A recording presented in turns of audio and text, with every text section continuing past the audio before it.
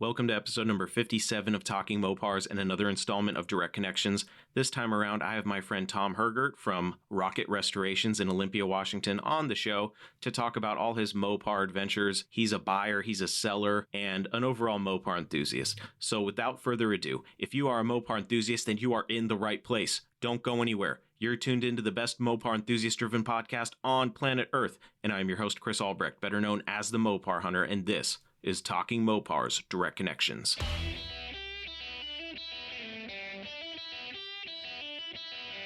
You're listening to Talking Mopars with the Mopar Hunter, your direct connection to all things Mopar.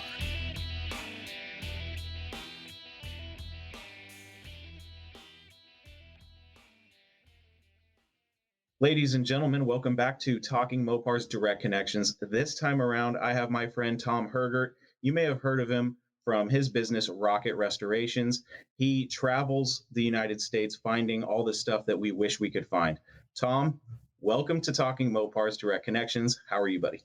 Good. How you doing, Chris? I'm doing good, man. I'm really looking forward to this conversation because I've known you for, a handful of years now, and I really admire the work that you do and the adventures that you go on. You go on a lot of Mopar adventures where you go and check out these old dealerships and things like that. Before we get into all your Mopar adventures from modern day, I'd like to take the listeners back a little bit and just get to know you as a Mopar enthusiast. So how did you get started into Mopars?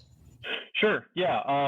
I've been, I'm on the younger side of most of the people, in this hobby. I'm 40 years old. So, I've been doing this since I was 20, but, I took the usual route. I went to high school, went to college. And then after college, I got a real job, and real jobs suck. Like, I don't like real jobs. Obviously most people out there have real jobs, but I was working insurance for a couple of years, and I just didn't really like it that much. But I was real involved in Mopars. My dad had a 68 Charger in high school, and he used to always talk about how cool it was. It was a 440 RT green car. I always loved it. And then and I've got a lot of people know this, but I have a twin brother too. So I'm the better looking one, but I have a twin brother. We're identical. But yeah, in high school we kind of got obsessed with Mopars. We just loved them. We started doing fender tag decodes. My brother started doing an e-body registry, when not many people were doing it back then, and we just really wanted a car. So we started looking, and there was a AR Cuda we tried to buy, and it sold to Pennsylvania before we could buy it. And then we found this gorgeous 1970 Dodge Charger. It was a burnt orange, original owner, California car, sold at Tex Worthington in California, 70,000 original miles, original paint. It was such a cool car. We bought that and had that through high school and college, and that was such a cool car. I should never have sold it. And then I had to sell it for college because I had to get a daily driver for school. And so, so I had the real job, and then I joined all the local Mopar clubs because I had the car and everything. And one time I go to one of the club meetings, and a buddy of mine goes to the meeting, and he knew I kind of sold on eBay and some other stuff. I was selling football tickets for one of my boss at work, and he brings me a ton of parts, and he's like, "Hey man, can you sell these on eBay for me?" I'm just like, "Sure, I can go ahead and try doing that." So I started selling some of his parts on eBay, and everything was selling. We're doing good money. I started going to swap meets, and then I kind of came to the realization. I was like, if I start selling reproduction parts, all I have to do is hit relist on eBay rather than taking a picture of everything and listing it. Every part's different, obviously. So so I started selling reproduction parts. So I had an apartment in Seattle because I lived on the east side of Seattle in the suburbs, and my roommate, we had a little storage down there, and it started being full of parts and selling it. And then eventually I bought a condo and started doing business out of that. And I was doing really good selling the reproduction parts and everything. And then I decided I really wanted to shop. So I rented a shop up in Everett, Washington. So which is just about a half hour north of Seattle, actually really close to where Chris lives. But I live in Olympia, Washington now, so which is about an hour south of Seattle. And I just started running business out of there. I started I bought cars to sell, part out. I did the reproduction parts thing. I made some of my own parts. I bought from wholesalers. I sold on eBay. Did really, really well. And then one day I brought a car home, and a couple of my friends stopped by. guy named Mike Voles. I know some of you probably know him. He ran Rocket Restorations down in Olympia, and at the time, my company was called Talzag Auctions. I went to Gonzaga University in Spokane, and I'm 6'5", so it was Talzag, Gonzaga Talzag. That's kind of my internet handle. So if you guys see a Talzag on the message board, that's me.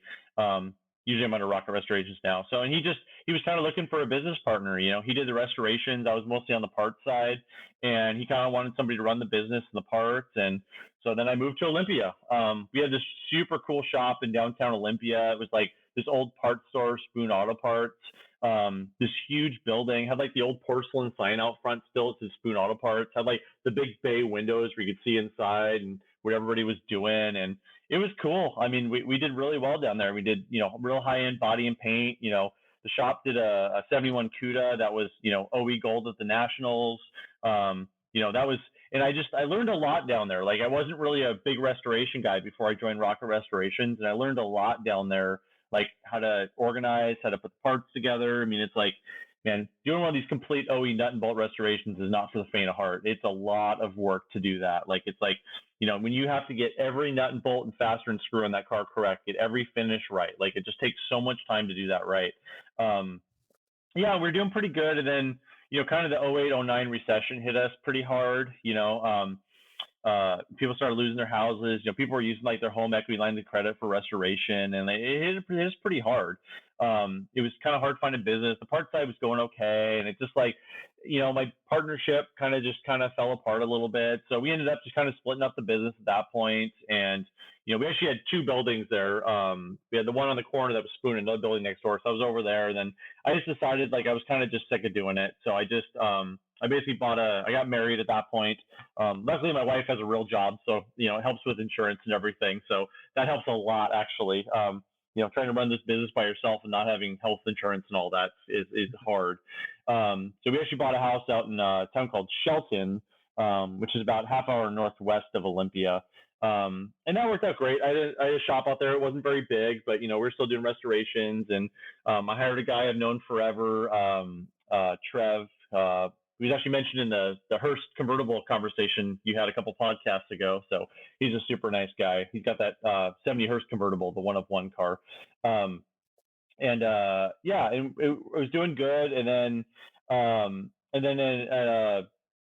as Chris had a podcast on this, a guy I knew real well down here named Ben Snobar passed away.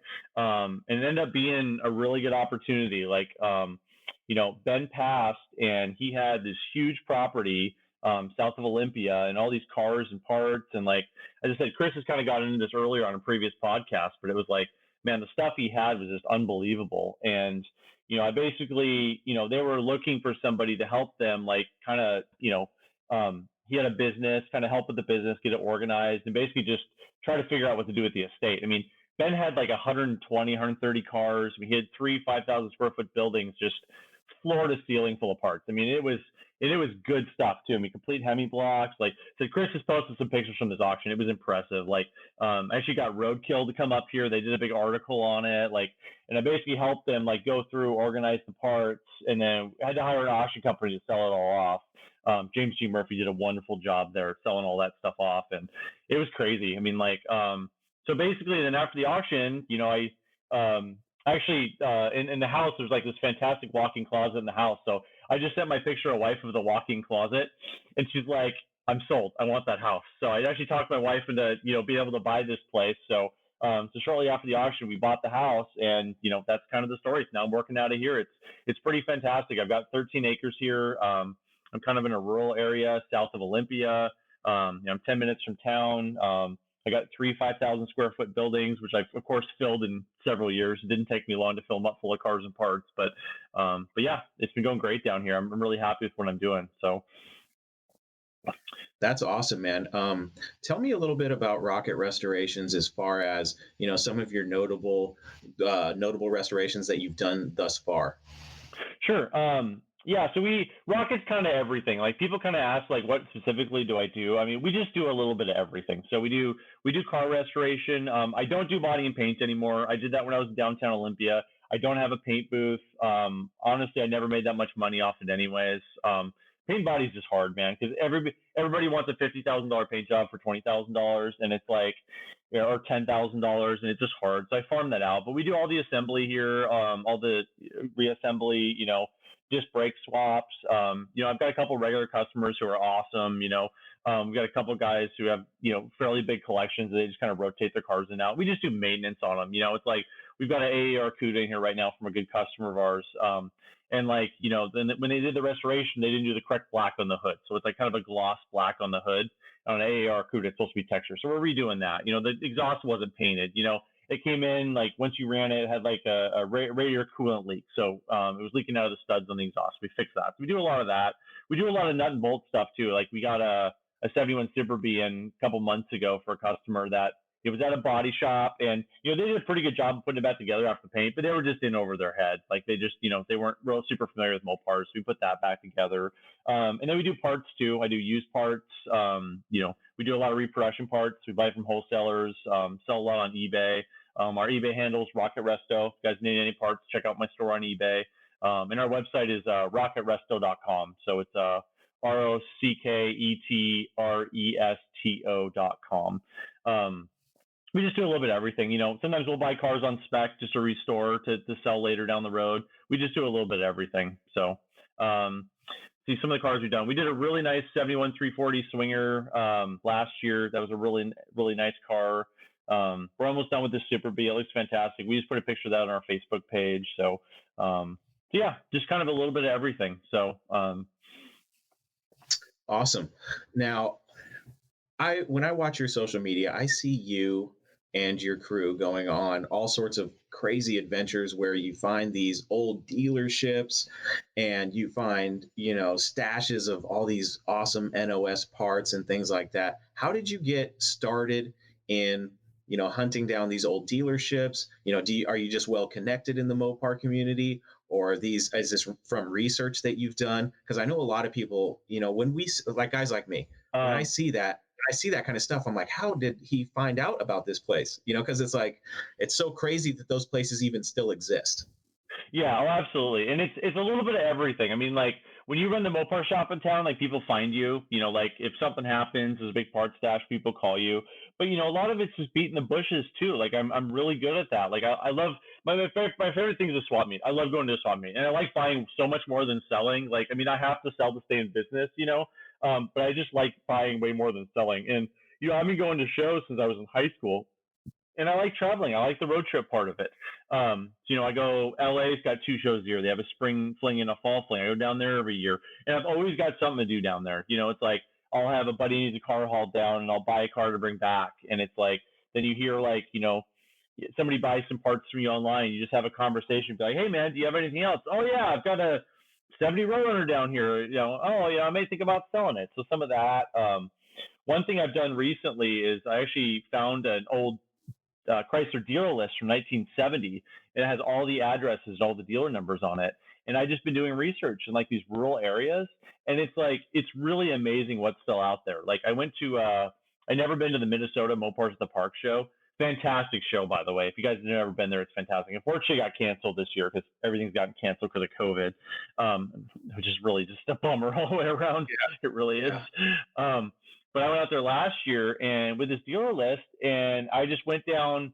I like taking the road less taken. Like, I went down Highway 2. I didn't take the interstate. I went all the way up north through northern Montana into all these spots I'd never been to before. And I found this old dealership that closed in '85, and everybody's friendly. I mean, the town has a couple hundred people in it. Like, everybody knows everybody. So I just stopped by the local parts store, tractor supply store, and they're like, oh yeah, this used to be the Chevy dealer. I was like, oh, where's the Mopar dealer? I'm like, oh, it's just across the street over there. Oh, who owned it? Oh, so and so. Okay, I'll just give them a call for you. And I go in there, and it was a time capsule. It was amazing. Like, they closed down in like 84, 85, and all the NOS parts were still there on the shelves. I have a picture of it on my Facebook page, which is just Rocket Restorations on Facebook. But that was last year. It's just amazing. I mean, I took my 24-foot enclosed trailer out there and just filled that thing floor to ceiling full of parts. I mean, it was all NOS, and it was good stuff. Like, a lot of times when you go through these dealer collections, it's a lot of like K car stuff, like 80s, like, it's like, those are cool cars. I don't want to like say anything against those cars. I love all Mopars, but the parts aren't worth anything. So I think everybody can kind of agree on that. But it was like some really good muscle car stuff. And it was, like turn signal switches, it's like, those are like gold around here. Unfortunately, we've had a ton of problem with the aftermarket turn signal switches. Like on that 71 Super B we're working on, we spent 2 days on that car. Like we put a brand new turn signal switch in, brand new ignition switch in, pre-production, and every time you turn the key, the flashers went on.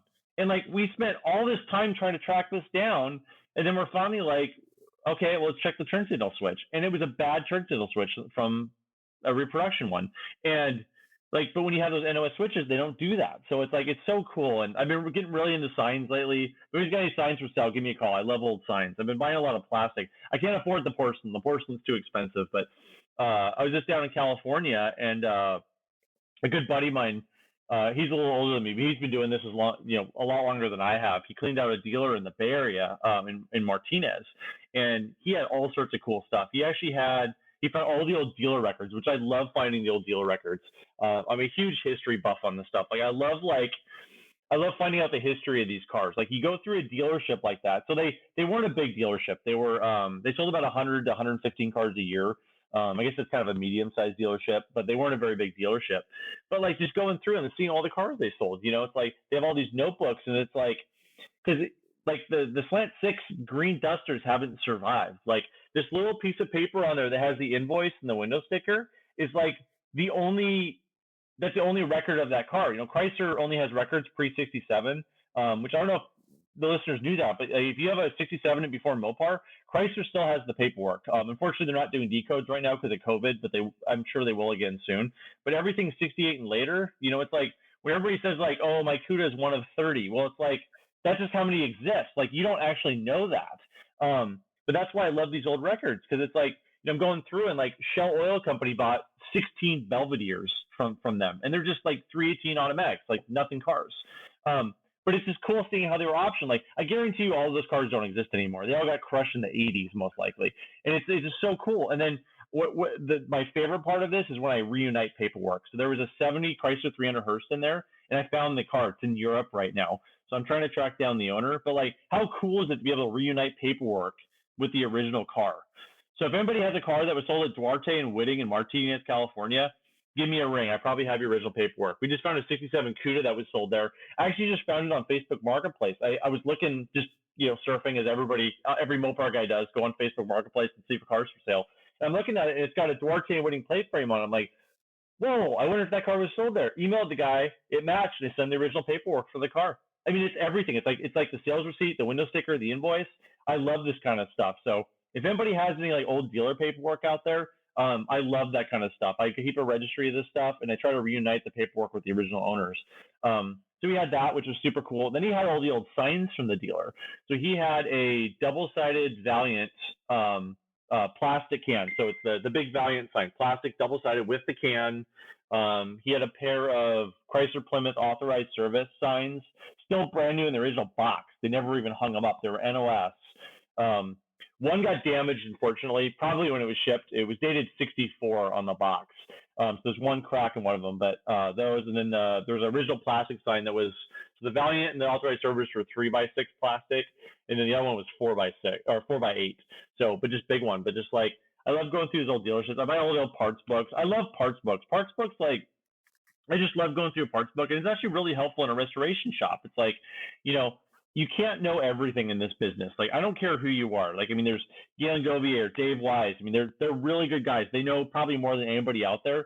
But I guarantee you, every day they're out there learning about this stuff. And it's like when you're putting a car together, especially when you didn't take it apart, we kind of specialize in taking half-done restorations or restorations that were in another shop, and we fix them. And it's like, so a lot of times we get the cars in here, somebody else took them apart. Like, it's like trying to put together a 70 E-body window mechanism. Like, you can't have all that memorized. You get the parts book with the exploded diagram, and it's just super helpful. It's just like you have this giant like jigsaw puzzle you have to put back together, but at least you can see like an exploded view of it. So I love old parts books. I get all the old service mails from them. The old dealer data books, those are super fun to go through. They have the original paint chips, the interior swatches on them. I've got all that stuff on the shelf. I just love going through that stuff, but I just find it at these old dealers. So it's just been fun because like when I'm on the road, I get bored. Like, for me, it's like, probably one of the dumbest laws ever, but like when you drive through California with a trailer, you have to go 55. Like that's the speed limit. So like you're going up like between LA and San Francisco on the way home or the way down, you got these cars passing you at 80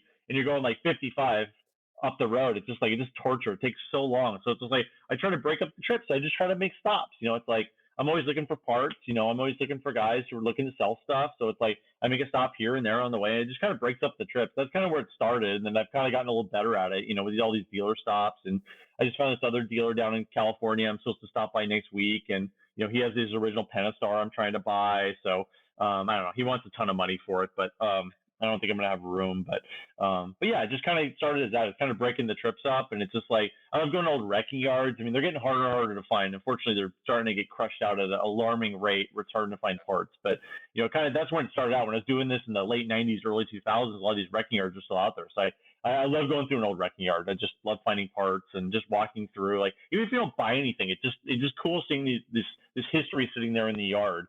And unfortunately, most of them are getting crushed out now, just because there isn't much value, and the land's usually worth more than the cars now, unfortunately. So so I have to imagine, I see you buying up all these, stashes of parts and things like that. It's got to be hard when you run across something so cool with so many NOS parts that, with the cool factor, it's like, how do you, because a lot of us Mopar guys, let's be honest here, a lot of us are hoarders. We get something really cool that this is probably the last one in existence. I'm in that category too. Trust me, Chris. I'm in that category too. It's got to be hard parting with some of that stuff. It is, absolutely, yep. But it's also a business. It's like you can't just buy everything and hoard it. Like, and kind of the way I see this is like, one thing I've kind of specialized in lately is estate sales. Like, with the Snobar thing, that was an estate sale. Like Ben passed away, and like he never told his wife anything. I mean, some people have different relationships with their wives. I'm not going to judge about any of that. I'm sure there's some cars I bring home that are quote unquote my brothers that my wife may not know about, but if it's on the property of my brothers, it's okay. But like, but it's like these families just have no idea what happened. Like when Ben passed away, like his wife had to like go to the county and like do a search for his name to find out what properties he owned, because they had a bunch of rental houses and she didn't even know. Like, I mean, how bad is that? Like, I mean, he passed away. I mean, he passed away young. I think he had a brain aneurysm at like 61, 62. I mean, he was not old. He was not a very healthy guy. He was overweight for years, but like his wife didn't know anything. It's like they just kind of threw their hands up and didn't know what to do. So like, but I've actually gotten pretty good at going in and like helping these families out, because like people take advantage of these families. They go in there and it's like, there's a 70 Hemi Cuda that's a couple $100,000 car. Somebody might go in there and offer them 25,000. Like the family doesn't know what it is or what it isn't. They have no idea of this. So I try to be a trusted person to go in there, and I just want to give advice to people out there. It's like, even if you don't tell your wife about everything, that's fine, but just have everything organized. Like make sure you have all your titles in one place. Like if there's any like notes or like super valuable stuff you have, it's good to leave notes. Like, like even if you don't want like a professional guy going through it, at least like tell your wife where the titles are, and like, maybe have a business card in there, or like, even if it's like your friend or your, another business in town, but like have like a business card in there, basically tell your spouse or whatever, here's who to call if anything happens to me, because that is super important. Because like I really try to get into these estates and like really try to help the family out, because like they're just completely lost and they're going through grief. I mean, it's horrible. Like you lose the patriarch of the family, and it's like it's horrible. It's like there's a lot of emotions involved with this. With the Snobar auction, he had so much stuff. Like there's several different ways you can go about this. Like if it's a car, you can just sell it. Like it's not a big deal. But Ben had 13 acres full of parts. He had stuff at 3 different locations. There was 130 different vehicles. I mean, it was just so overwhelming that they just brought an auction company in, and it is fantastic. I mean, they made a ton of money off the auction. Like, I mean, it was enough for his wife to retire on. It actually worked out really well in the end.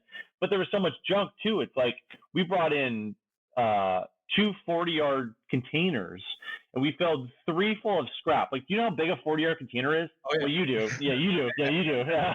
Yeah, Chris, you do. But I mean, that's like 10 feet tall and like 40 feet long, and or maybe 20 feet long, I think. But we filled 3 full of scrap and 5 full of garbage. I mean, that's how much just got straight up thrown away. It wasn't even worth selling at the auction. So it's like everything's all over the place with those things. But really try to go in there and tell them, like, okay, this is how much I think this is worth, and I buy the parts too, but I try to be as fair as I can. It's like if you go in there and, you think there's $10,000 worth of parts, well, you can't pay $10,000 for the parts if you're in business. It doesn't work that way. You got to pay quite a bit less to make it worth your while to do it. But but sometimes I go in and buy the parts. Sometimes I help them sell it, or and sometimes you just bring an auction company. Sometimes that's the best go. There's several companies out there, in the Midwest, like Vanderbrink. They're doing a fantastic job. They did the Lambrick Chevy auction, and they did a Mopar one this summer. They're doing a fantastic job out there. So I mean, there's several different ways you can go with that. But unfortunately, we just had a good friend of ours, Steve Marinoff, just passed away. He was a really good customer of ours, good friend. I, met with him every time I was down in California for the show. And Rocket actually did a 71 Hemi Cuda for him that was, OE gold. It was a fantastic restoration. I actually joined the company about halfway through that restoration, so I can't take much credit for that. But it was a fantastic restoration. He just passed away, and fortunately, the family, one of the first calls was to me because I was good friends with him, and they needed somebody they could trust to help out with this. And he had some great stuff in there. I mean, I didn't even know what he had. I'd seen a couple of the buildings before, but as with most of these people, he owned a bunch of apartment buildings down there, and he was at a Los Angeles area. But there was stuff at 5 different locations. I mean, just stuff everywhere. So I basically had to fly down there and kind of take an inventory of the parts. They got most of the cars sold now, but there was a 63 Max Wedge car, there was a Hemi Charger, there was a couple Cudas. There's actually a 71 Hemi Cuda convertible. It's a clone, but they're actually shipping it up to my shop because it needed some work before we could sell it. So that actually should be here next week, and we're going to put that up for sale pretty soon. But yeah, and in that instance, I just ended up buying the parts from the family. So they wanted to go to somebody they like, and kind of the way I see it is, it's like, a lot of these guys have held on these parts forever, and it's like, you talk about me hoarding the parts, but kind of the way I see it is it's getting it back out in the community too. It's like, this stuff's been off the market for so long, and it's getting so hard to find this stuff. When you buy this stuff and you get it out in the world, it gets back in circulation and people can use these parts. And it's just I love reuniting these parts with cars to see who's going to get it and who can put it back in their cars and get it back to life. A little bit of a tangent here, but my favorite thing to do in the world is to get a dead car running again. I just love it. That's just my favorite thing in the world. I don't know why, but you take this thing that's dead and then you get it running and make it alive again. It's like raising Frankenstein from the, it's alive. I just love doing it. And I love kind of the stuff I collect is I like original paint cars. I love survivors, a lot of the stuff I buy has been sitting for years, and I just love going through and getting them running again. It's just it's just bringing these things back to life. And, I mentioned that my first car was a Charger, but I kind of ended up going more towards the full size cars. Again, I mentioned I'm 6'5", so I'm kind of a tall guy. So I work on e-bodies every day. I'm not a huge e-body fan. I just don't fit in them. They have the steering columns at a little bit of a different angle on an e-body with that can. And it's I just have a hard time getting in and out of them, and A-bodies, I love A-bodies, but again, I'm just too big for them. My head hits the ceiling. So I just kind of gravitated towards the full size cars. It's when I was kind of getting into this in the late 90s, 2000s, it was kind of that first big run up of prices, and, Chargers and Cudas were super expensive. And then I'm from Washington State, same as Chris. And it's I found this Washington State Patrol car. It's a 72 Polara, 440 HP, disc brakes, double foam seat with double cushions, power seat, air conditioning, this thing's awesome. It's got the same engine and trans as a 440 RT Charger. I mean, it's a little bigger. It's not quite as fast, but I just love those things. So if you want to know kind of what my personal collection is of a guy who does this for a living, I kind of gravitated towards that. So I've got a ton of old police cars. I love old police cars. They're still cheap, and I just kind of have a soft spot for them. But I've got, I guess it's not a good sign that I can tell you how many I have off the top of my head. I have 6 or 7 now. My brother owns a couple of them, but as with my brother, it's kind of ownership is in question on some of them. Who owns them? Me and my brother. But yeah, I've got the 72 Polara that I bought in 2003, first car I ever restored. I still got that. It was a gold. It's a gold. It was a sergeant lieutenant's car, so it wasn't actually a marked car. Washington still does the same thing. They have unmarked cars on the road, so it's not a marked car, but 440 HP AC. And then I've got a 70 Sport Fury GT.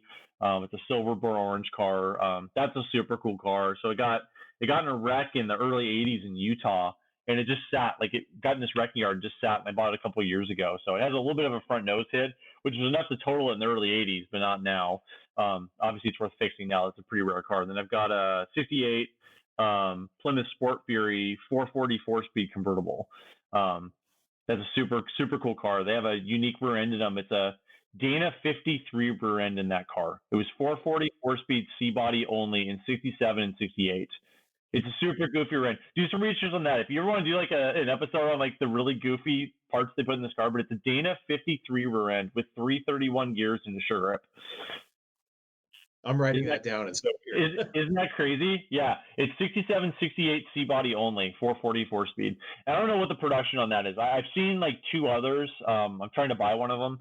But I mean, production had to be under 20. But what's super cool about that car is it's manual steering, manual brakes, but it's bucket seats, console tack, and it came with 15-inch wheels with F7015 red lines. The same. Really? It basically came with the A12 tire on a C-body.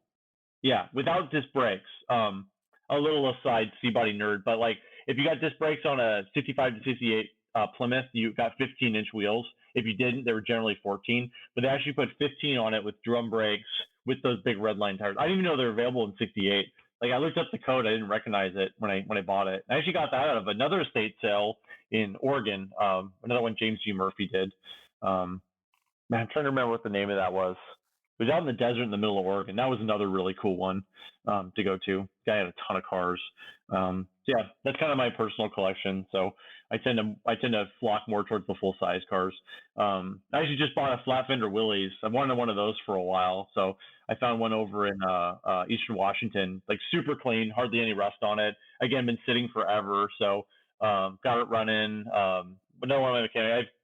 Travis, one of my mechanics, I have another guy named Evan who works for me full time. So he's the kind of guy who's like, he's just really good with mechanical stuff. So he helped me out, got that thing running. And I like having like one rig around the shop to like move cars around the yard with, because like I got a lot of parts cars outside. I had them behind the shop, so my wife can't see them. But but man, you got to have parts cars to put these things together. I mean, it's like, I really like 4-door 66 and 70 B bodies. Like it's just like I just call them my bolt piles, because it's like it's so nice. Like if you need a correct horn bolt for a car, it's so nice to be able to just go out to the parts car and take that.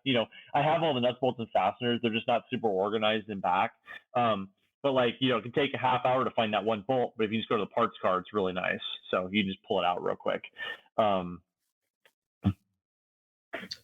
Let me ask you this: if you had to get rid of all your cars in your Mopar collection, but only keep one, which one would it be and why? Oh, that is such a tough question.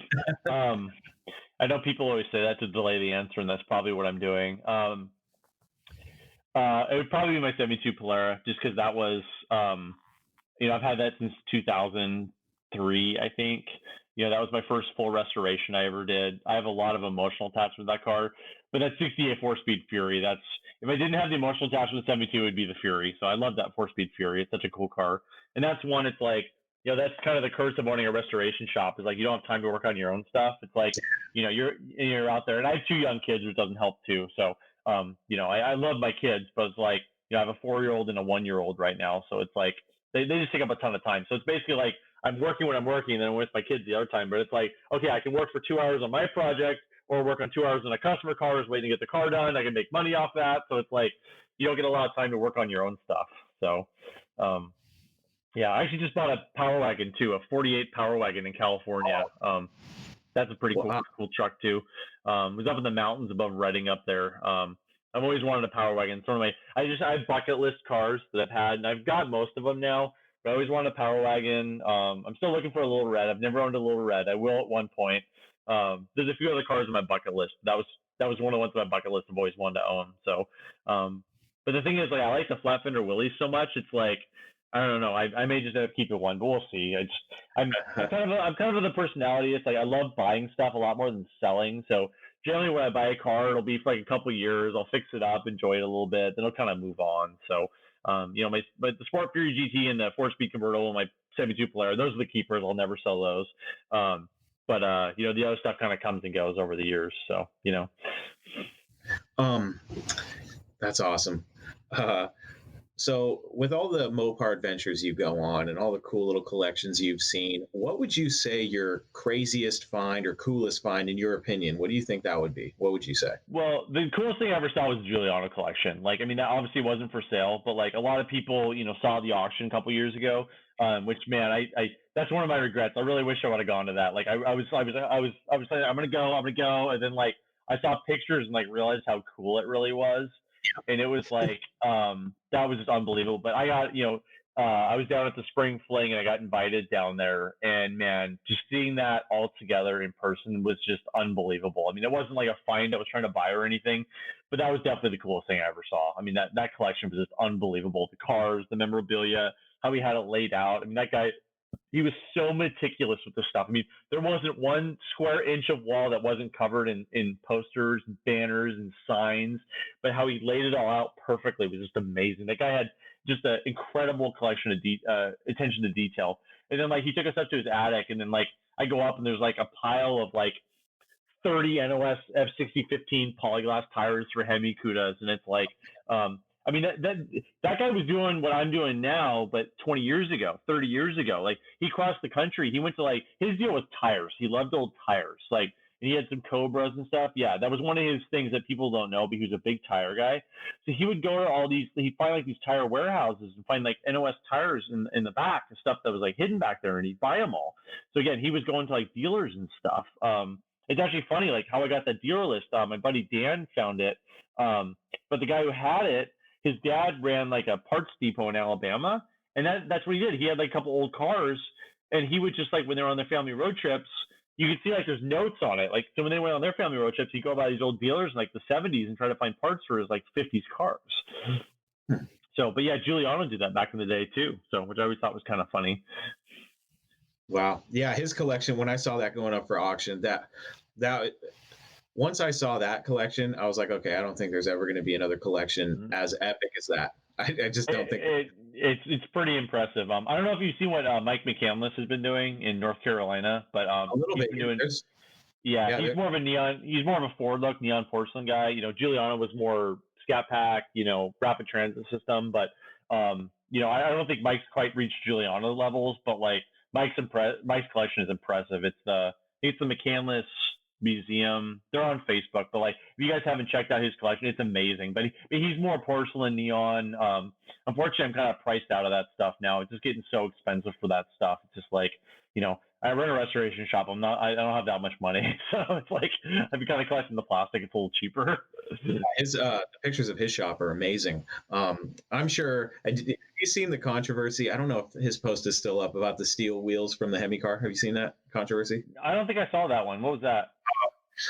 He had some date correct. I could be butchering this right now. 70 date correct steel wheels that were for a Hemi car for like $7,000, and people. Oh yeah, I did. Yep, I did see that. Yep. People were losing their mind. It was hilarious to watch.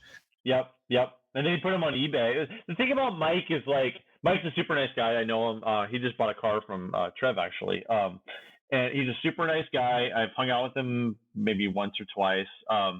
He just has a super eye for detail. Like but like when he lists stuff, like he lists it fairly reasonably. It's like, he wants the money out of it, but like he's one of those guys. Like I think he got so sick of the Facebook controversy, he just threw them on eBay, and I can't remember what they sold for, but it was significantly less than that. But everybody complains about it. But it's like, I'll give you a great example. So there was the last 71 Hemi Cuda convertible to sell publicly was that the Mecum auction in Seattle. I don't know if you went to that or not, but there was a 71. Yeah, there was a 71 Hemi Cuda convertible that sold. I think it got $3.5 million at the time. And gorgeous car, very well done. I'm looking at it, and I'm looking at the wheels. It didn't have the right wheels on it. It needed those 050 wheels that Mike had. And I'm like, okay, well, what's that worth? Like, this is the top muscle car in the world. that doesn't have the right wheels, when you have a $3.5 million car, like outlaying $5,000 for wheels is like, I mean, I know that's a lot of money. I know, like, it's hard to wrap your mind around how much money that is just for a set of wheels. But they're going on top end cars. I mean, like that's like one of the hardest wheels to find in Mopar. It's the 050, because if you got steel wheels in 70 instead of rallies or whatever, like you got them because they were getting tossed in the trash the next day for mags or slots, or it's like that was the cheap wheel. Like if you're gonna just put mags on anyways, you got the 050 wheel. So it's just like, yeah. I mean, no, it's funny. It's like people on Facebook love freaking out about like the high prices on some of this stuff, and it's like and I'm in the business. It's like I'm one of those guys who kind of has to ask top dollar for the stuff, but it's like why should I sell it? Why should I sell that for $2,000 when it's worth $5,000? And somebody else is going to buy it and sell it for $5,000. So it's like, it is what it is. Like, it's like, I wish the parts were cheaper too, but that's another reason why I'm in the C bodies, because like the parts are cheaper too. So it's like, I've been buying a lot of NOS for that 68 4-speed convertible. I finally got the engine done for that, and I got the 4-speed done. So, I mean, I need to put that in. It needs to go for body and paint pretty soon. But like, I've been buying up all the NOS I can find for it. And, that stuff used to be cheap, but even that stuff's getting pretty expensive. Yeah, it's a crazy world out there right now. It's like, when I was watching that controversy around the wheels, I was thinking to myself, and Mike said it perfectly. He's like, look, the person that needs these will have the money to buy them. Yeah, exactly. Exactly. Yep. Yeah, it's not a cheap car. Any car that came with that wheel is a Hemi car, is probably a Hemi car. So it's like, it's, you want to have the right wheels, and it's like, and that's the other thing about something like that. It's why the A12 wheels are always so expensive, because they're naked. Like you can see all the date codes on it. So it's like when you have a rally wheel, like a 15x7 rally wheel, if you put a trim ring over it, you can't see what the date codes are. So it's like, so it makes it worth more if you see the date code at a show, because that makes more of a difference. If you have the wrong wheel on an A12 car, there's no hubcaps. I mean, they just put chrome lug nuts on those cars, so it's like there's no hubcap to hide the date code. So it's very important to get that. The same thing on a 050 wheel car. You get you're gonna have dog dishes, and it's like you can see the date codes. They're out in the open, so it's like that makes them worth more. So. Yeah, especially if you're trying to do like a concourse restoration and you want everything to be perfect. Like those are the little details that can make or break where you place, in that specific or event. So that's what I think that's what I think got lost on a lot of people with that. Cause it's like, yeah, I'm sitting there and I'm going, $7,000. That's insane for me. Yeah. I also don't have a Hemi car. Right. Yeah. I get it. And I get where people are coming from, because they're seeing, these old Chargers, the 68 to 70 B bodies. They're insane right now. Insane. I can't believe it. Like, I mean, like the car in Washington, it's like they listed it for like 10 and ended up selling for over 20. It's like Chargers are just insane right now. Like, I kind of wish I had my original Charger now, because it'd be worth so much money, being a survivor and everything. But it's like, I'm just completely priced out of Chargers now. It's just like, I mean, the prices on them are just insane. That's the hardest car in the market. And it's kind of interesting to see what's going up and down. Like, kind of seems like the E-bodies are about even. Some of the early cars are going down a little bit. With the Marinoff estate, I've been helping them out with. They had a Max Wedge car, and it's like, it's funny. It's like that's probably worth half of what it was, 10 years ago. It's like, because they're I love Max Wedge cars. They're awesome cars. I'd love to own one day, but the market's really going towards stuff they can drive. It's like, it's the Resto mod. It's this 3rd gen Hemi. Like I'm still not completely sold on the 3rd gen Hemi thing. I've never done one. I really want to. I mean, we definitely more concentrate on the OE type restorations here, or drivers, or disc brake swaps. But I really want to do one, because it's what people want to be able to drive their stuff. People are getting older. They have less tolerance for loud cars. And on the Max Wedge cars, I mean, the base Max Wedge car had 11-to-1 compression and 410 gears. Like, try driving one of those on the freeway. And today's pump gas is terrible. I mean, it's like the 93 ethanol. I mean, it's like it goes bad after 6 months. Like we've had so much stuff in here where it's like, somebody puts a brand new Edelbrock on the car and they come in and it's like, it's not running right. And you open up the Edelbrock and it's like, you've had ethanol gas running through there for 6 months, and all the gaskets are just toast. Like, it eats the gaskets. It's crazy how that works. But the Max Wedge cars, the high compression ones are 12-to-1 with 450 gears. It's like, you can't drive those things. There's no heat crossover on the intake. So there's, they have chokes, but it's like, but you don't get any heat up there, so they warm up slow. They run bad cold. It's just like, so the prices are way down right now because people want to drive. It used to be nobody wanted an AC car. I mean, like working on AC cars is not fun. Like it's like you got all the ducting underneath the dash. There's twice as much stuff underneath the hood. I wouldn't even look at an AC car unless it was a C body, but that's a whole different story.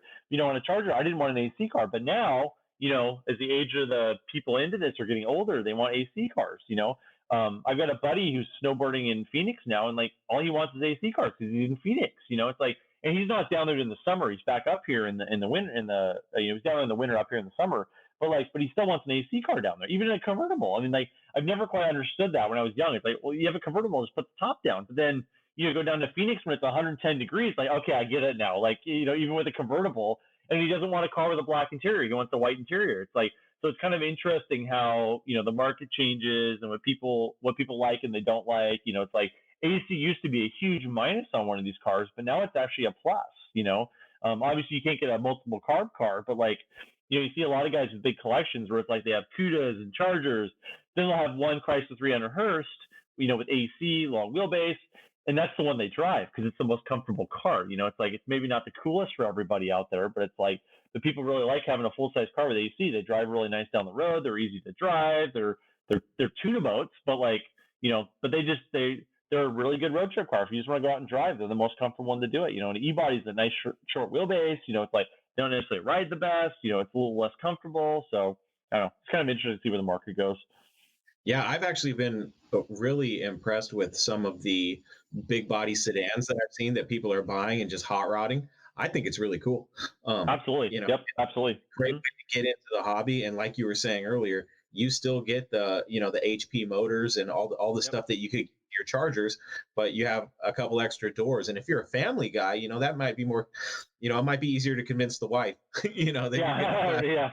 Yep. You can get it for cheaper, and they're still out there. That's the nice thing, is those are still out there, and there's so many of them that if you get one that needs some parts and stuff like that, I think they make great project cars, because chances are you're going to be able to find another one for parts. But I could be wrong. What do you think about that? Do you think the cars are still available and that the C bodies are good project vehicles? Yeah, they're still out there. It's amazing what keeps on showing up. It's like last winter I found a 68 Chrysler 300 convertible, just it'd been sitting for like 30 years, just under a carport. And then I bought it from the family, but it was original paint, original interior, got it home. They got it running, went through it, and it was like, it was under $5 when I bought it. I don't remember exactly what I bought it for, but like it was such a good deal for that car. And it's original paint, 440 AC, full size convertible. Like they're still out there, man. Like you can buy the nicest two-door or C body in the world for 10 grand. It's like,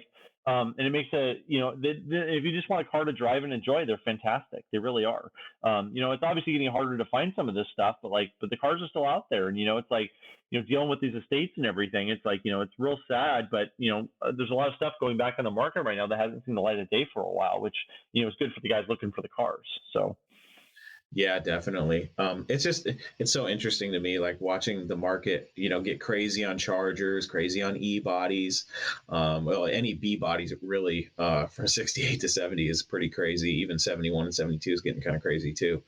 But it's definitely interesting to see how the trends. But I don't think that, because I see all the time people criticizing the prices of, Chargers specifically. And I get it. Some of these prices are insane for 318 cars. But in my opinion, I just don't see them getting any cheaper anytime soon, because they're so sought after, and there's so little of them left. What do you think? Do you think they're ever going to come down to realistic prices, or are they going to keep going up and up? Well, I think the real key, especially on the Chargers, is like it's really interesting. Like Hergert's done a fantastic job with some of their evaluation tools, and it's like usually looking at those tools, you kind of roll your eyes. Like there's so many factors where they're not right, but like one thing they always do when they like do a in-depth analysis of the car is they have a lot of data that no one else has. So what's really interesting is what they always post is what the percentage of people insuring those cars is in their age group. And that's one thing I really, really look at. Like right now, trucks are like the hottest thing right now. Like, I mean, other than Chargers, in general, like the old Broncos, the Blazers. I mean, there was just a mid 70s Blazer got $90,000 on bring a trailer. I mean, that's insane. It's absolutely insane.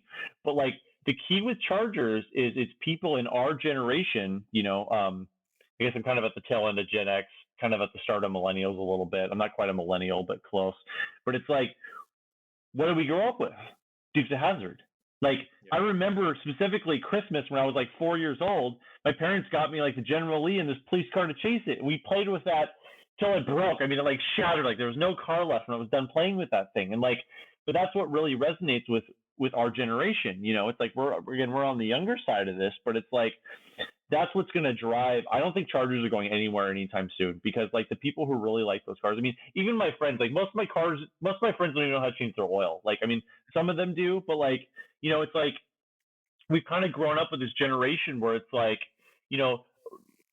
when I really started learning to work on these things is when I broke down on the side of the road. Like when I when I had points go out in my Polera, I'm driving down the road, the points go out, like you can't just like go to a repair shop and fix that. Like you got to fix it on your own on the road trip. And it's like today's cars are so reliable. I mean, it's like, I know everybody asks like, oh, what's a good car? What's a bad car anymore? There aren't any bad cars anymore. Obviously, I just bought a Durango for my wife, but before that, she had a Mazda CX-5, and it was a fantastic car. Like, there are no bad cars anymore. But it's like that generation is like, they don't know how to work on cars anymore because they haven't had to because the cars are so reliable, they don't have to work on it. But again, that Charger just resonates with my generation so much and then it was Fast and Furious. It's like I boycotted the first movie forever after they wrecked the Charger. I didn't even watch it, but I've watched them all now, but like, it was a petty thing. But like, but between Dukes of Hazzard and like the Fast and Furious, they've always got a second gen Charger in Fast and Furious. Every movie they have one, and it's always been Diesel driving it. So, but like, I don't think Chargers are going anywhere for a long time. I really don't. I'm a little worried about like the Ford cars. Like I kind of got into those a little bit in the last couple of years, the Fin cars. It's like you go to a show and you see like, you go to the 300 section and the youngest guys there is 75. Like that's not a good sign for those cars. Same thing with the Max Wedge cars. It's like that generation is kind of 70, 75 right now. Or unfortunately, we're starting to lose some of those guys. And it's really sad because there's a lot of knowledge going out from these guys. Long answer to your short question is like Chargers aren't going anywhere for a long time. Like as long as the younger guys are still interested in those.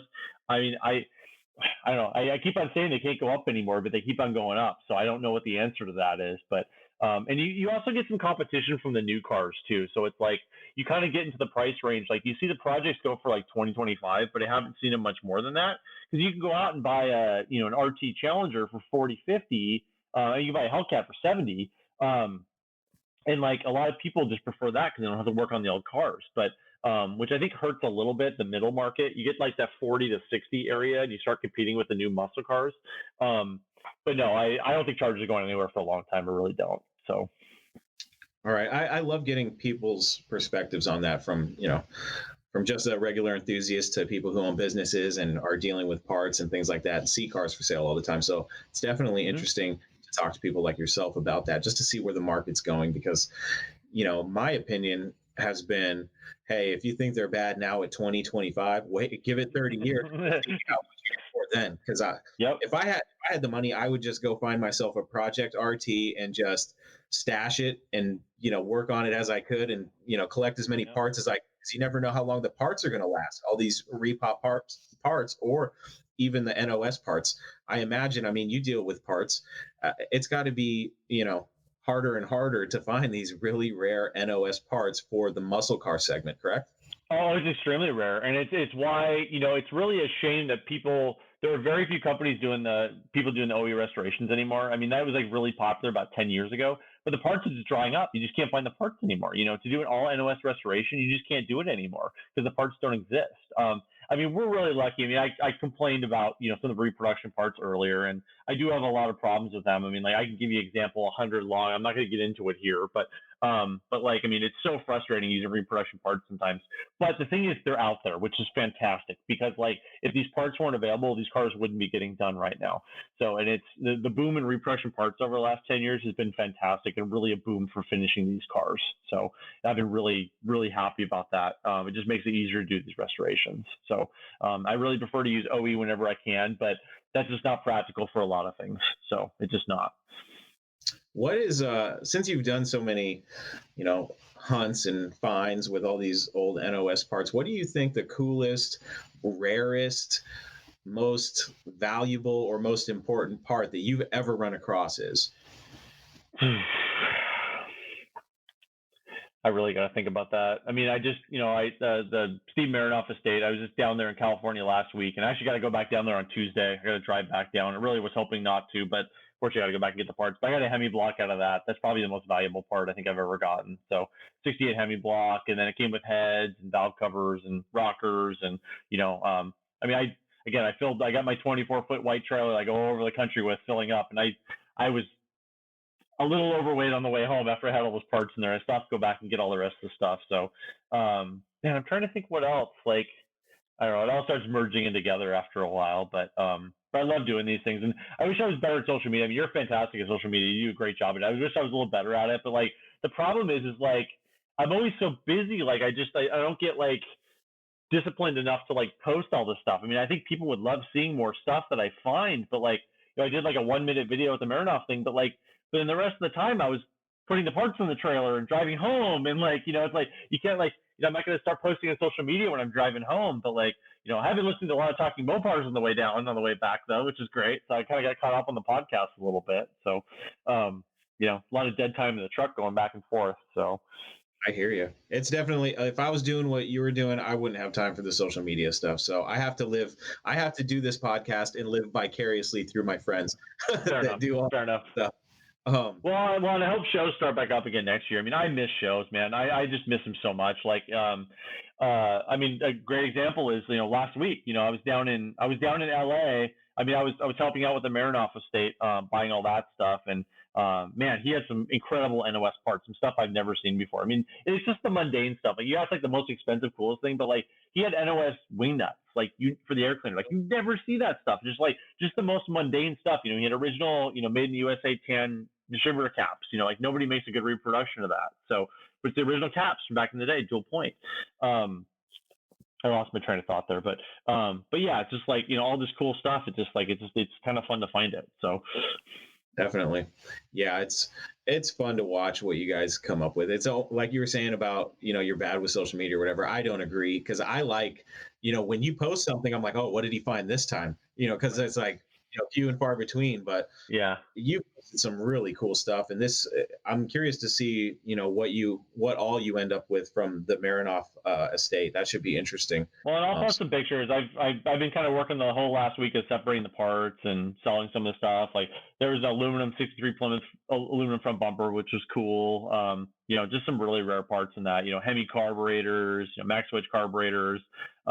I don't know if you ever knew this or not, but do you know that Max Wedge uses a swinging oil pickup on those cars? Did you know that?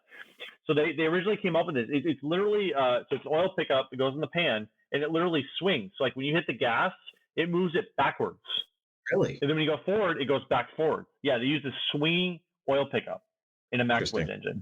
Yeah, I actually got an NOS one of those in the collection, brand new, really? with the part number still on it. Yep. Yeah, those are super cool. It's one of those things and it didn't really work.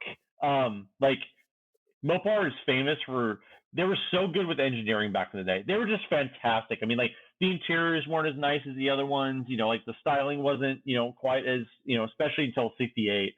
But some of the engineering this stuff came up with is just amazing. The swinging oil pickup, who would have thought of that was a good idea? So but when you hit the gas, the oil moves back in the oil pan, right? So you want the pickup in the back, so then it goes back and forth. I think the best example, how many times has this frustrated people? It's the left and right lug nuts.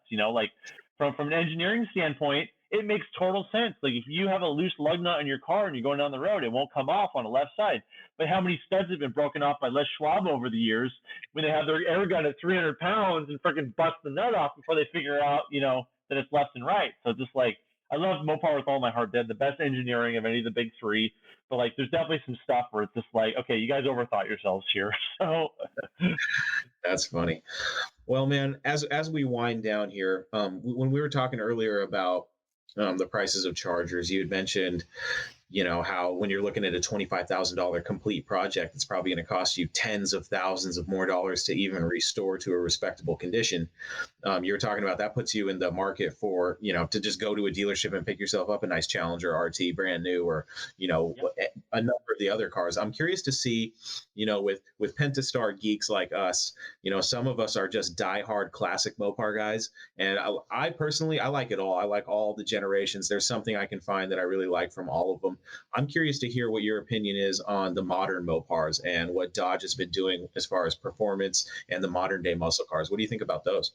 I mean, I'm an old school guy, so like I really like the old stuff, but I mean, I don't care what anybody says. You can't argue that we're in the new muscle car era right now. I mean, it's just what they're doing with the stuff is just fantastic. I mean, you take a new Hellcat Challenger and put it next to the old one, and I mean, how in every single way possible, except for maybe styling and coolness, the Hellcat's a better car, like in every single way, shape, or form. I mean, it is absolutely amazing. And it's like, a lot of people get all mad when the new cars go to the shows, but kind of the way I see it, it's like they're keeping the show alive. Like, you've got to bring this new blood in. Like, I've seen so many clubs, especially around our area. I used to be a member of all the Mopar clubs around here, and you see most of them are dying off because, like, you need that new blood to come in to keep the stuff alive. And it's like, even if those guys aren't in the old Mopar stuff, I think it's fantastic that they're going to the shows and participating, going on the cruises. I mean, like, I think it's great. So, like, I have no problem with the modern Mopar stuff. It's like, a lot of guys are doing the Gen 3 Hemi swaps. I would love to be able to do that in my shop. If everybody wants me to do a Gen 3 Hemi swap for them, give me a call. I would love to do one. I've never done one before. I really want to do one. I think it's a super cool idea. Again, I'm an old school guy. I'm not doing any of that to my stuff, but like, I really think that's where the market's going, and I think it's just fantastic. I mean, I think it's like any way to keep this old stuff alive and make it better to drive and on the road and improve it, I think it's just fantastic. So, yeah, I can agree with you more. And when it comes to the new stuff versus the old stuff, I do. As much as I respect I love an OE, A12. You know what I mean? There's nothing cooler than the old car, the Survivors especially. I love all original Survivors. There's nothing cooler than that to me, even over a fully restored car. I just seeing the car, as it is from the time that it's been on this earth, all its battle scars and things like that. I love seeing that kind of stuff. Yeah, and for me, that's a document. That is history. So, like, one of the shows I love going to is McCacken. Like, if you've never been to McCacken, you got to go to McCacken next year. Just make it happen. It's such a fantastic setup. It is like 2 miles from O'Hare Airport. So, like, you just fly in Friday night, go Saturday and Sunday, and fly back. You never have to rent a car. You just take the shuttle to the show. It's super cheap to go there. Just get your tickets in advance. McCacken is the best show going on right now. If for those who don't know, it's the Muscle Car and Corvette Nationals. They have all the unveilings. Like, I went a couple years ago when they had the Hemi Cuda, all the Hemi E-body convertibles. They got, I think, I can't remember how they got. They got 30 of them. I mean, you're looking at this row of Hemi E-body convertibles, and it's like, there's like $100 million sitting here in this row. So, like, but it's such a fantastic show. I mean, everybody goes. So it's like, I mean, we're a little handicapped out here, unfortunately, because we're so far away from Carlisle and the Nats and everything, which, I would go to those every year, but they're so far away. It's just not practical. I go to California twice a year. I go on like one other road trip, but it's hard to, that's a 2-week trip minimum. There's no way to do it unless not go back to these coast shows. But McCacken just has some of the stuff that shows that everybody wants to be a McCacken, like the Survivors, and like, they actually have like a Survivor like judging there. And it's like, and I will sit there for an hour with some of my friends taking 1,000 pictures of that car because it's a living document. It's, how can you argue with an original car? Oh, that paint mark's not supposed to be there. And I realize that's not for everybody, and that's kind of the way I do it. But like, and I probably wouldn't do an OE Gold car just because I don't, because I like driving my stuff. I like them nice, but like, I would probably never do an OE Gold car. But I do them. I can appreciate them, and I just love the Survivor. I love Survivor cars. It's the originality, how they built them. Like, what was that one guy smoking weed in the parking lot between shifts and like messed up the seam sealer? It's like, I just love that kind of stuff. And it goes back to that dealer paperwork too. I find when these old dealers, I just love the history of this stuff. I wish I was a little more organized, like, this dealer list, and like I keep a registry of stuff with a friend of mine. It's just like, kind of keeping track of these cars. But I love the history and the codes and the fender tags. Yeah, I'm one of those guys that can look at a 70 fender tag and tell you all the codes off the top of my head. I've been doing this so long. Like, it's like I love one of my favorite books is the Malcolm Gladwell book about the 10,000 hours thing. Like, I really think that's absolutely a true thing. Like, what's the name of that book? Of course, I'm drawing a blank here, but but basically the premise is like, if you do anything for 10,000 hours, you become an expert at it. Like, whether it's a basketball player, whether it's podcasting, whether it's like public speaking, whether it's like playing baseball, like whether it's looking at Mopar fender tag codes. But I've been doing this so long now, it's like you get pretty good at it. So, just be able to figure out all this stuff out. So I just love the history. Yeah, it's a good thing that guys like you are still out there, because like you were saying, the older guys are just, they're not going to be around forever, and it's up to us to keep the old school alive. So absolutely, yep. Yeah, I get really encouraged when I see and hear. I get a lot of messages from the younger crowd saying, I my first Mopar was a modern, V6 Charger or something, but I love the old stuff. I love learning about the old stuff. That to me excites me because, I'm still learning. I don't know squat. I'll be the first to admit that. I love Mopars because there's so much cool stuff to learn. Like, I learned a bunch of stuff just on this podcast alone talking to you. I wrote it down too, so I can. No, Chris, you're doing great with this podcast. Like, I really enjoy listening to it. It's like I try to listen to it when I'm on road trips and stuff. So, you're doing a great job with this. You're keeping it alive. Like, just keeping the conversation going. And it's like, different mediums for this stuff, getting the word out. It's fantastic. Like, it's what we got to do to keep this thing alive. So. Yeah. And, I tell everybody that this Talking Mopars is an open forum. I'll have anybody, if you're a Mopar enthusiast and you have something fun to say or a good story to tell, reach out to me. I'll get you on the show, just because I'm not the type of guy that is looking for star power or anything like that. I just like talking to other Mopar enthusiasts, because every single one that I talk to has something different to bring to the table and something interesting. And I know that if you're a true Mopar enthusiast, then you eat it up. You love talking Mopars. That's all there is to it. So I appreciate the kind words, and I appreciate you listening and having you on the show. It's been a lot of fun. And where can people find you, find your work, and see all the fun stuff that you're up to, Tom? Sure. Yeah, I'm working on updating my website. I've been, again, it's being out in the shop all the time. You don't get a chance to update some of your other stuff, but our website's www.rocketresto.com. So it's ROCKETRESTO.com. We have an eBay store, which is, again, is Rocket Resto on eBay. That's where we sell a lot of our stuff. I'm working on building an online store. I haven't gotten it finished yet. And then we're on Facebook too, but I don't know how to translate that to a podcast but it's Rocket Restorations. We have a Facebook page, and that's where I post most of my stuff. So I love posting cool stuff from my travels. And as I said, we're going back down next week to get the rest of the stuff from the Marinoff estate. And I've got a bunch of dealer stops to make. Like, I know I found one shop down there. He's actually a Mopar shop down there, but he's got the original Plymouth authorized service. He's in an old Mopar building down there. So we're going to stop by there and make a couple other stops while we're down there. So I've got a car to bring down. I'm actually sold a 1961 Chrysler 300G to a friend of mine down in Santa Rosa. So I'm going to deliver that when I'm going down there. And yeah, should be fun. I'll try to post some pictures from the trip. Yeah, definitely. So all of you out there listening, go follow Rocket Restorations on Facebook and see all of Tom's crazy adventures, all the cool Mopar stuff he digs up and builds. It's going to be fun watching, what happens with all these parts that you've been getting and what other cool dealerships you're going to visit. I know that I'm going to be tuning in and paying attention to what you're doing. So thanks, Tom, for coming on Direct Connections today. I do want to leave you with this. When I'm at a swap meet and I see Tom there, I secretly follow him around and just see what he's looking at, just so I can get an idea of, oh, he put that down. It's probably not worth squat. and then I get discouraged because I'm like, oh, this guy's already got all the good stuff. Sometimes I catch you walking out to your trailer or your truck with parts, and I'm like, oh yeah, he already he got all the good stuff.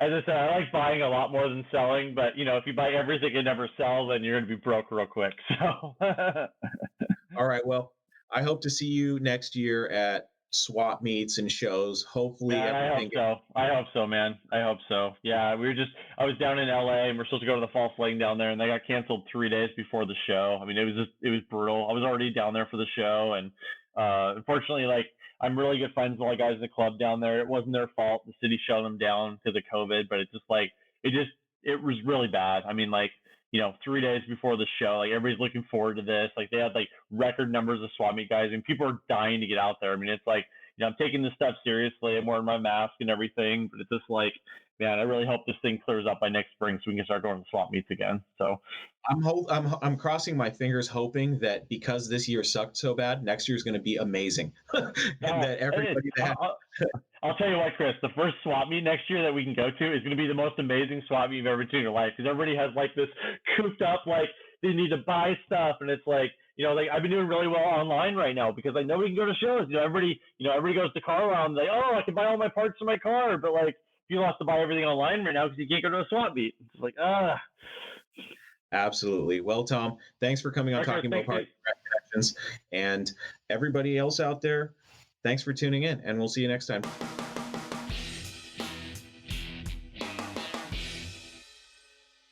There you have it, my friends. Another episode of Talking Mopars Direct Connections is in the books.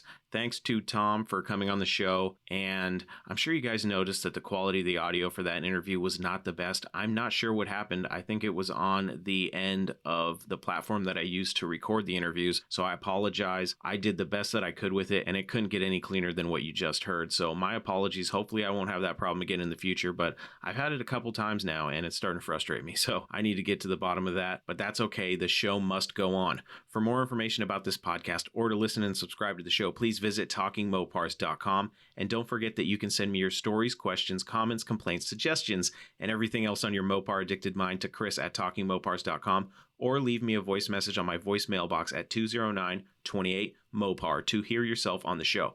My friends, if you're looking for a way to help support Talking Mopars, all you have to do is go to talkingmopars.com and visit the Talking Mopars merch shop. There you can order cool things like t-shirts, hoodies, stickers, mugs, and more. And it's a great way to help the show and get some cool stuff at the same time. Just go to talkingmopars.com and follow the link to the Talking Mopars merch shop. That's it, my friends. Until we talk again, I am your host, Chris Albrecht, and that was Talking Mopars Direct Connections.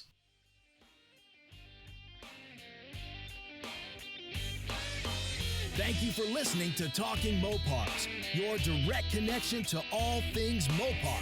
Until next time, remember, no Mopar left behind.